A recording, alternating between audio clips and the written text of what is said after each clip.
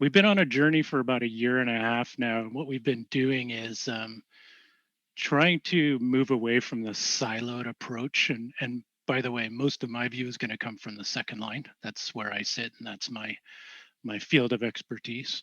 And what we've been trying to do is get away from the siloed approach to looking at various technology risk types, right? Right. And so about a year, just over a year ago, we brought in the concept of resilience risk, which is what we now think about as all of the various technology risk types that we manage here at the bank, and it would include, all sorts of categories. So from sort of transaction processing, failure um, to conduct our manual transactions effectively. There's sort of the traditional systems in cyber that we all kind of know and love. Third-party risk has been tremendously huge and is my area of expertise here at the bank as well, especially in light of current events with COVID. That's been a tremendous area of growth. What we call kind of contingency or business continuity risk, protective risk, and data and information. So we brought all these together under kind of one umbrella of resilience risk, and we don't treat them separately anymore. We still have specialists in those areas in the second line, but we've defined frameworks now, risk management frameworks, and guidelines for each of those frameworks that really speaks to being able to properly identify what's really material as a risk for the bank. What are those risks? How do we define those risks? How do we measure those risks?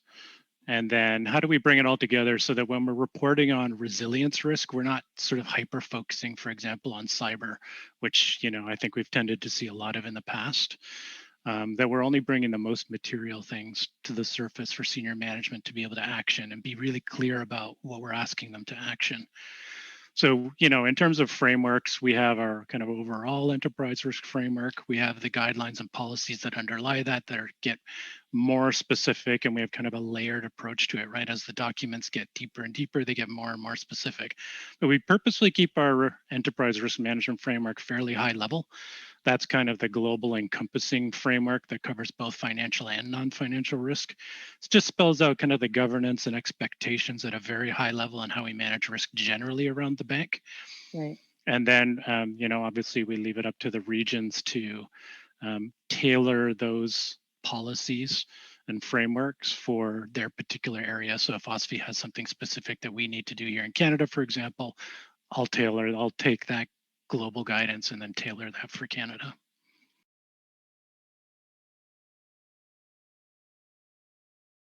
So we do kind of follow the three core principles of technology risk that are outlined in the OFSI paper, principally cybersecurity, advanced analytics, and third-party ecosystems. We see all of those as being underpinned by data.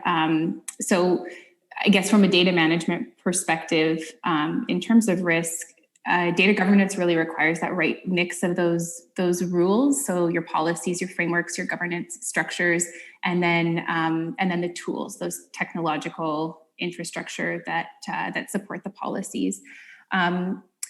The data being everywhere, data being pervasive across organizations, is only as good as the quality of the data that is informing these frameworks and informing these processes. So one element that we're kind of seeing emerge across all of the organizations that we work with, particularly financial institutions, is really this hyper focus on the quality of the data that you're using to make decisions. And then also, I think the previous panelists were speaking a little bit more about artificial intelligence. So the quality of the data that is driving artificial intelligence decision-making as well. And sort of the critical failures that can happen if you don't have consistent monitoring of your data and the right breadth and sourcing of your data. So yeah, I'm interested to hear more from the financial institutions on sort of what their experiences in that machine learning space as it relates to this are, but that's some of what we're experiencing with our clients.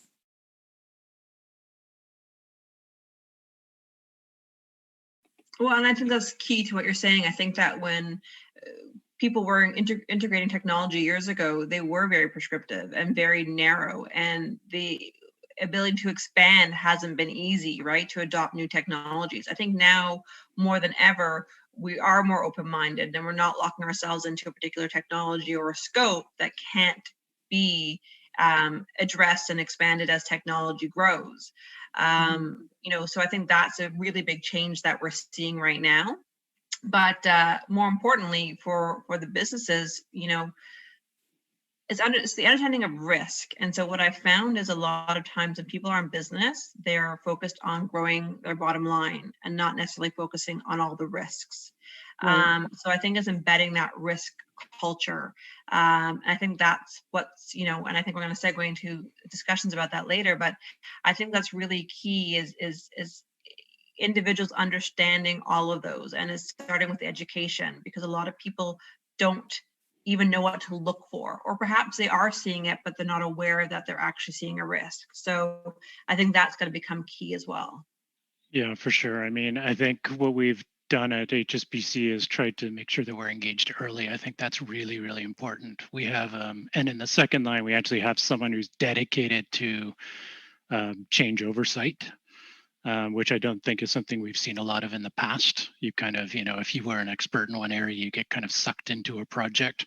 Now we have kind of somebody who's actually appointed to manage material change. And when I say material, I think that's really important, because I think in the second line, we've been driving ourselves over the last number of years to really focus on, like, what is the material change, because there's so much change that's going through organizations that we can't hyper focus on everything, right? We need to really be able to figure out and help the businesses measure their risk tolerance, and then ask them the right questions so that they can decide whether what they're doing is within the tolerance that they feel is acceptable to them or not.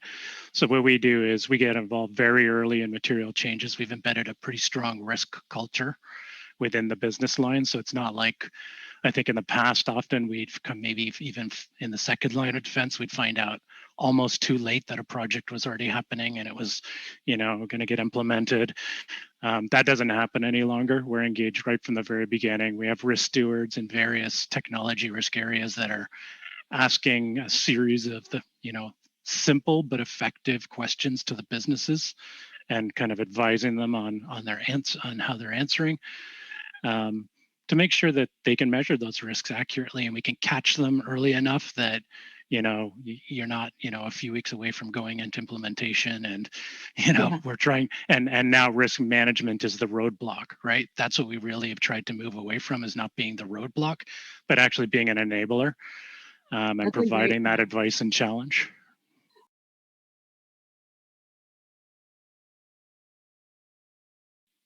So, I want to be clear that it's not just technology risk officers anymore. What I saw a lack of across the organizations I've worked at previously is the understanding of risk, even at a senior VP level.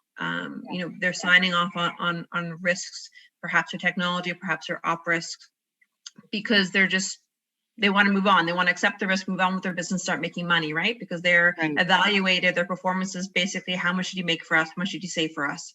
And I think that's where it comes down to, is the organization from the top saying, yes, we want to make money. Yes, we want to cut costs, but at the same time as we need you to understand risk. So for me, from even a hiring perspective, you need to have that risk management understanding, and or provide the tools and the learning. And so it's not just the technology, it's risk management.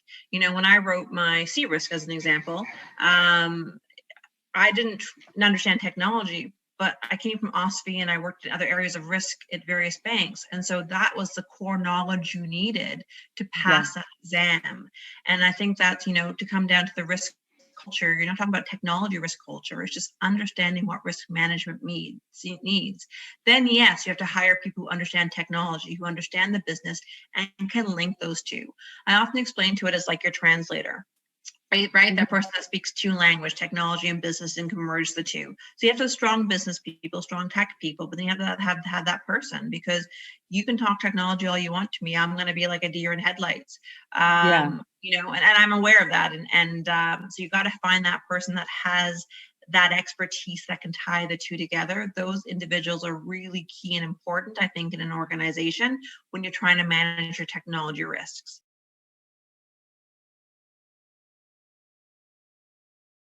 Yeah, so I think one of the things that's interesting from a COVID perspective is, we are now kind of separately tracking COVID related concerns, so that we're keeping essentially a list of these. We're putting in mitigating controls that are different from potentially that we had before, but just as effective. So it's causing people to kind of think through their existing practices and kind of change the way we do things sometimes. But we're keeping a pretty close track of any of those COVID related items because at some point, hopefully in the near future, COVID will be over.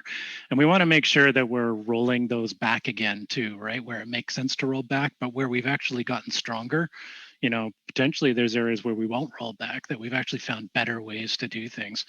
I think, like, in terms of highlighting the areas that are obviously of the most concern, I would put third-party risk at the top of that list. Obviously I'm the third-party risk officer for HSBC, so maybe it's plugging myself a bit, but I think more than ever now, I've seen a tremendous amount of interest in this space, around ensuring that we can meet our contractual obligations in our supply chains and our suppliers. And OSFI is also talking about this a lot, and we're contributing to some feedback to them on a paper that they've issued. And also on the security front, I think the other big thing we've noticed is the change in. There's always been phishing, but the types of phishing attempts that we're seeing has changed quite dramatically now, and they're trying to capitalize obviously on COVID and fear. And so we're seeing those kind of fear-based COVID-related phishing attacks, kind of an uptick in those. Phishing itself not being brand new, but maybe the vector is changing a little bit. Focusing on COVID, again, COVID pandemic has highlighted the need for resilient technology infrastructure and will provide important lessons for the industry and regulators alike. So if I want to shift of what is some of the stuff that we saw a lot of things. If I start with cyber as a bucket, or cybersecurity, or the cyber threat landscape, and again, Kevin touched upon some of these, but definitely phishing campaigns. And as he said, while phishing is not new, the lures, as we call them, or the theme has shifted to more focused on COVID, and sometime brand impersonation, even government support programs. Again, to take advantage of the different government support programs that were rolled out as part of the pandemic. I would say in the last month or so that have been actually dying down a little bit, and we can see the shift in phishing campaigns going back to, again, the normal payroll notification, etc. But definitely, I would say in the first few months there was a heavy shift of the lures to focus on COVID. The payload itself, or if you want to call it the malicious types of attacks, is still the same. It's just the lures were different. Third-party attacks, again, were mentioned. Definitely, we saw this.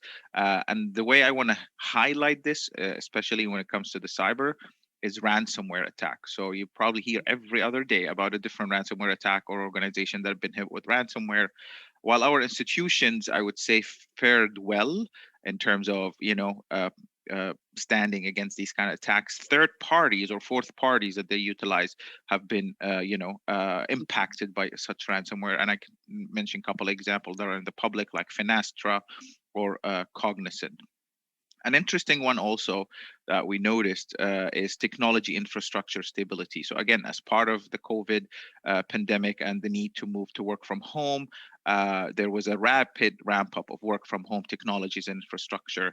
Network bandwidth and stability issues we noticed a little bit in a couple of our institutions, especially in that transition phase, while they were transitioning from office to home. Data leakage, of course, is a concern, again, because of that move for work from home.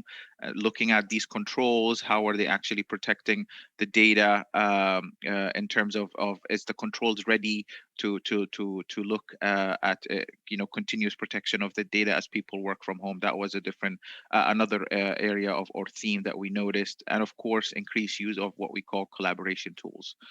So Zoom, as we are today, Teams, WebEx, whatever technology, again, that sometimes expose the institution to extra risk and threat, especially again related to data exposure.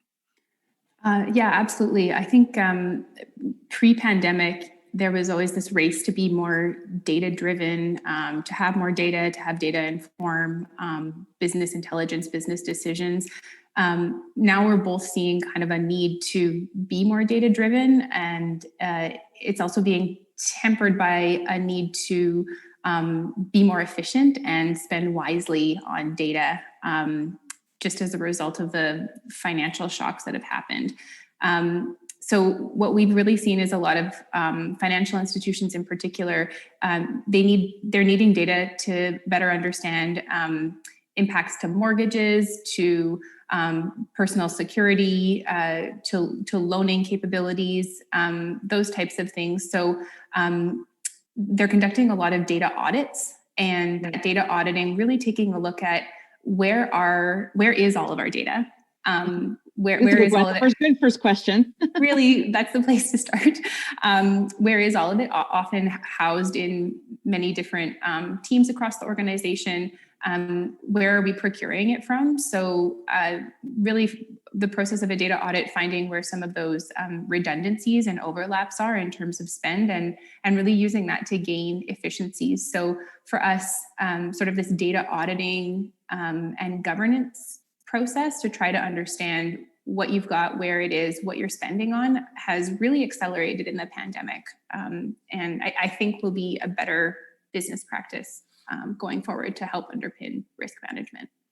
Excellent. I think that aligns with what we're seeing too. We see a lot of boards of directors that are asking for more database assurance that of their vulnerabilities, of their controls. Specifically during the pandemic, it's really triggered a request for more assurance that the data that's being used for decision making, that it's sound, that it's traceable, that it has validity.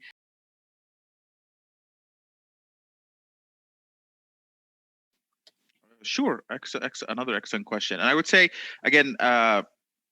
Overall, I would say our institution fared well in terms of that transition period. There was a few hiccups here and there in terms of the network or some of the technologies. I would say, again, the interesting theme, and it's not good or bad, it's just with it, we need to be very, very careful, is again, that very increased or amplified adoption of new technologies, for example, cloud. A lot of institutions are pushing forward, and that's, we're not saying it's bad or good thing. It's just with it comes again an increased level of potential exposure and potential risks that the institution need to be aware and look at implementing these kind of technologies very carefully and with the risk mentality in mind. One thing also that I would say we noticed prior to COVID, but again, COVID definitely amplified it, is vulnerability and patch management. So vulnerabilities always come, and they're in the thousands of numbers. And it always been a kind of a teething issues in our institution. But again, with the pandemic and people working from home, pushing the patches is not easy as it used to when the devices are within the network or within the offices. So this is something that at least we're looking at very closely, especially because with the VPNs and remote working, attackers are developing these kind of exploits and vulnerabilities pretty much very, very quickly. So it could cause a lot of exposure to institution. So this is an area we're kind of keeping a very close eye on as it develops during the pandemic.